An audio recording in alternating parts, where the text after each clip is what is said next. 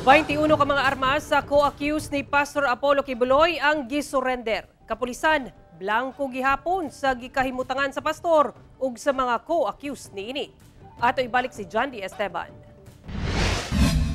Klase-klase sa armas laki pangkatag-as nga kalibre ang gisurrender ni Barangay Kapitan Crescente Canada pinaagi sa Legal Counsel sa Kingdom of Jesus Christ nga si Attorney Israelito Torion niadtong Sabado sa buntag. Sa kinatibukan, 21 ka armas ang gitahan. So nag-facilitate ta sa pag-surrender atong 21 baril through the lawyer na si Attorney Torion, tapos nahipagayon ang pag-surrender diha sa Kingdom of Jesus Christ College diha sa Sasa.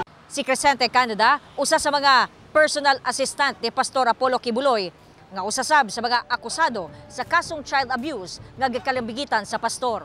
Kahinumduman nga April 3 na aresto sa National Bureau of Investigation Region 11 si Canada ug mitahan ang laing upat nga co-accused sa kasong child abuse nga dunay warrant of arrest sa Davao Court kinsa nahimong gawas nun human nagpiyansa.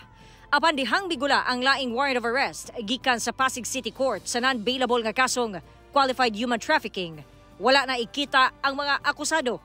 Matod sa kapulisan, lisensyado ang mga gisurrender nga armas nga naa na sa kustodiya sa CIDG Davao alang sa safekeeping. Licensed sports gun collector usab daw si Canada. Sumala ni Attorney Torion, gisurrender ni Canada ang mga armas aron ihimakak ang nagkatag nga hungihong nga ginagamit niya kini aron protektahan si Kibuloy.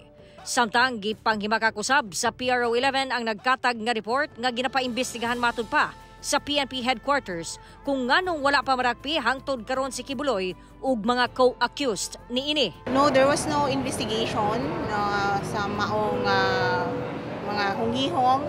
Ang padayon manggihapon ang Davao City Police Office sa ilahang mga tracker team, pinagi sa tracker team para mahibaw-an nato ang whereabouts ni Pastor Kibuloy. Hopefully mo surrender sila, ma'am, no, kay as of now wala pa yun nato mapinpoint kung asa sila nagtago. Niadtong May 8, gisurrender sa kampo ni Pastor Kibuloy ang 5 sa 19 licensed firearms niini sa PNP.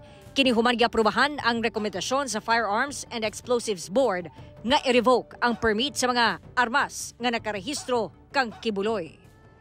Kauban si Jojo Solarte sa kamera. Ako si John D. Esteban para sa One Mindanao.